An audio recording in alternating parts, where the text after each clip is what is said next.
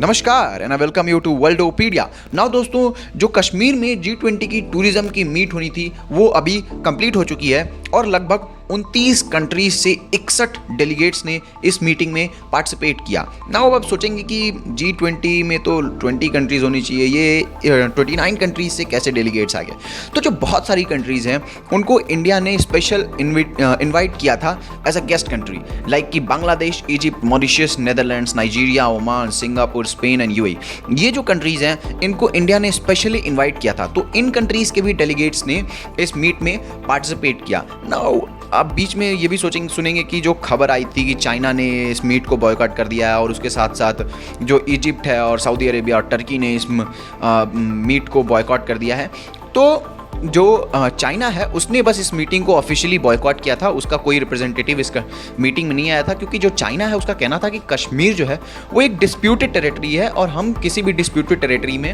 होने वाले मीट को अटेंड नहीं करेंगे। लेकिन जो बाकी और सारी कंट्रीज़ हैं जैसे कि इजिप्ट हो गया, सऊदी अरेबिया और टर्की जो है, इनके बारे में जो खबर सुनने में आ रही थी कि ये मीटिंग अटेंड नहीं करेंगे, तो इनके जो ऑफिशियल डेलीगेट्स हैं उन्होंने मीटिंग नहीं अटेंड की। लेकिन जो शेरपा है G20 के, अमिताभ कांत, उन्होंने बताया कि जो बहुत सारी मीटिंग्स होती हैं G20 के, क्योंकि एक मीटिंग होती नहीं है, जो बहुत सारी मीटिंग्स होती हैं तो ज़रूरी नहीं है कि सारे मीटिंग में सारे कंट्री के लोग आएँ। तो ये जो टूरिज़्म वाली स्पेशली मीट थी उसमें जो है जो प्राइवेट सेक्टर से रिप्रेजेंटेटिव जो है इन सारी कंट्री से आए हुए थे, क्योंकि जो टूरिज़्म है वो स्पेशली टूरिज़्म और जो फिल्म टूरिज़्म स्पेशली है, ये एक प्राइवेट सेक्टर बेस्ड थिंग है। तो इसमें जो है जो प्राइवेट रिप्रेजेंटेटिव आए थे इन सारी कंट्री से, या फिर बहुत सारी कंट्री से जो प्राइवेट रिप्रेजेंटेटिव आए थे, और उन्होंने बताया कि टोटल 61 रिप्रेजेंटेटिव अलग अलग कंट्री से आए थे। नाउ इससे जो है कश्मीर को एक अलग रूप, मतलब अलग एंगल से लोगों का देखने का नज़रिया बदलेगा, क्योंकि अभी तक लोगों को बस ये लग रहा था कि कश्मीर जो है वहाँ पे मिलिटेंसी है, टेररिज्म है और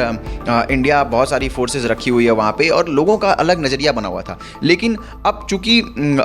लोगों ने आके यहाँ पे देखा अलग अलग कंट्रीज़ के एनवॉय ने, तो वो अब इसका बड़ा मैसेंजर बनेंगे कि जो कश्मीर है वहाँ पे सब कुछ नॉर्मल है। और यही जो हमारे मिनिस्टर हैं जो उनका भी यही कहना है कि जो डेलीगेट्स आएंगे कश्मीर मीटिंग में वो जो होंगे वो बेस्ट मैसेंजर बनेंगे और वो ये मैसेज देंगे कि जो कश्मीर में हालत कितनी नॉर्मल है। ना पाकिस्तान ने पूरी तरीके से कोशिश की कि इस मीटिंग को किसी तरह से जो बहुत सारी कंट्रीज़ है उसका बॉयकॉट कराएं, लेकिन आप क्लियरली देख सकते हैं कि लगभग सारी कंट्रीज़, एक कंट्री चाइना को छोड़ के सारी कंट्रीज़ ने इस मीटिंग में पार्ट किया। और जो चाइना ने पार्टिसिपेट नहीं किया, तो इस पर हमारे जो मिनिस्टर हैं जितेंद्र सिंह, जो कि साइंस एंड टेक्नोलॉजी के मिनिस्टर हैं, उनका भी यही कहना है कि जो चाइना है अगर वो कश्मीर में मीटिंग में अटेंड करने नहीं आया तो इससे इंडिया को कोई खास फर्क नहीं पड़ता है, इसमें नुकसान जो है वो चाइना का है। नाउ जो इस मीटिंग के थ्रू जो इंडियन गवर्नमेंट है उसने कश्मीर को एक बेस्ट जो